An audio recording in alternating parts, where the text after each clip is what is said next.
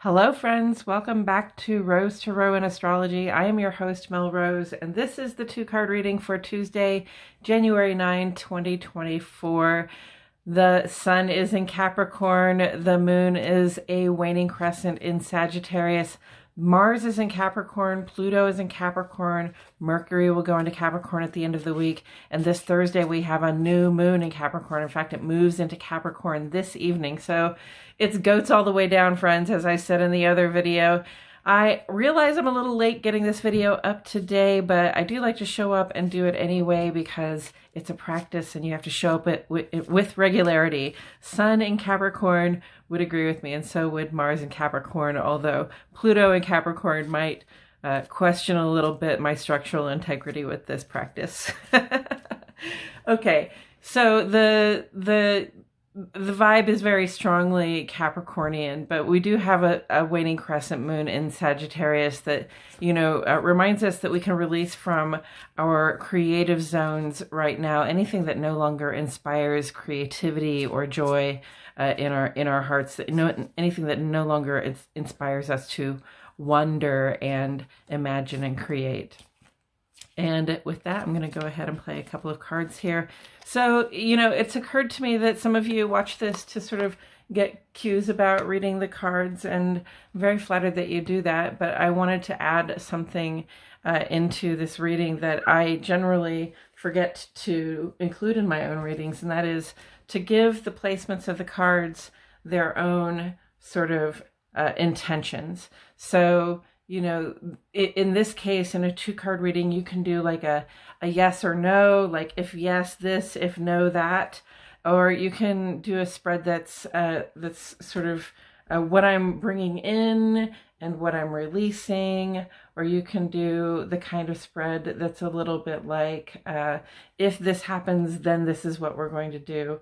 So we're gonna make this spread focus on what we're bringing in today and what we're releasing. Okay, what's coming in and what's going out, or what we're calling in and what we're releasing.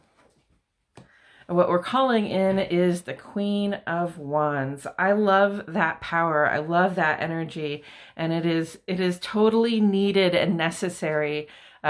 Just in the world today, is to have this sort of fiery, impetuous spirit of the Queen of Wands, who, she's aware of the darkness. She's aware of the chaos that exists in the world. She has experienced it firsthand, but she does not let that keep her from,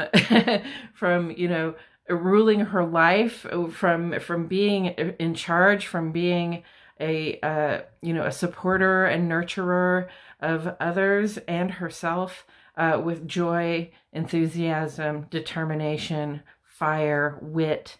Wands are action oriented. So this is a person who's going to take action to improve matters, especially when things start to get a little dark. She's going to come in and heat things up and shine a light and cause a transmutation, a transformation of things that are repulsive to us or repugnant to us, or just ugly, or something that we would avoid, something that we hate or we're not proud of.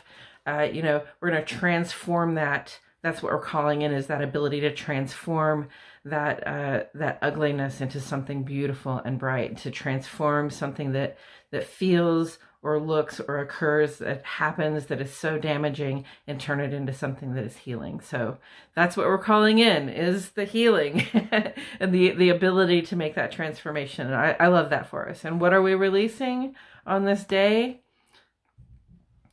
The cultural traditions and norms, right?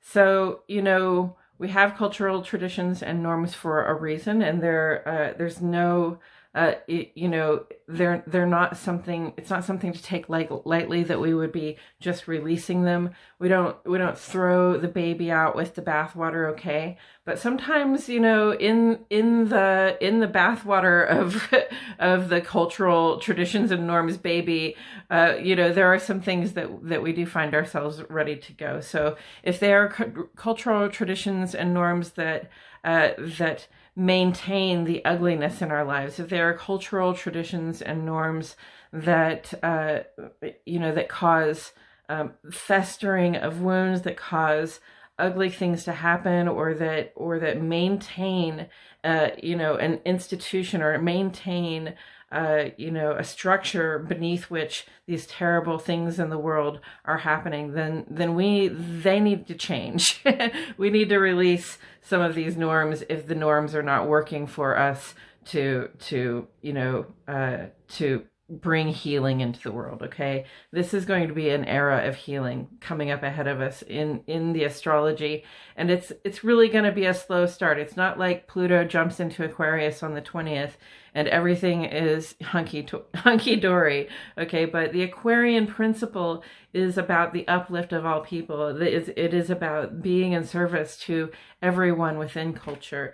And at this point, that's going to mean, you know, like looking at the traditions and norms that have been exposed for their corruption over the past decade or so, and you know, really airing out that corruption in a way that we can clean it up, dry it up, and transform those institutions, transform those old ways of doing things into new ways of doing things that include the old ways that do work, okay? The parts of the institutions that do work. The heart, the spirit of the institution is always to serve the multitude, okay? So when there's rot, when there's corruption in there, you know, then the institution does have to be transformed. It has to be opened up and cleared out of all that rot and pestilence, okay? But you know, that's why we bring in the Queen of Wands with her fire. Just burn it with fire and start from scratch. But the point is, I don't think we really have to start from scratch. I think we just have to get, you know, this old house back to its bare bones, so that we can, you know, we can use the good bones of this structure, but rebuild without the, you know, the ugly part of those institutions. Wow, that's a really big conversation. I could probably talk about it for a while, but there you go. It's a strong message. It sounds like a world message. It sounds to me like a cultural message, not just a personal message. I think that we are all trying to call in healing from the darkness, from the ugly things that we have seen and experienced, and that we continue to see and experience. I think we're ready and determined to take action to create, you know, a world where more people are served and more people are uplifted, and that's going to mean letting go of some rotten, old, rigid ways of doing things. Okay, friends, I think that's all I have to say about it. I hope you are having a lovely day. Thank you so much for joining me, and I really do appreciate you being here. I'll catch you all in the next video.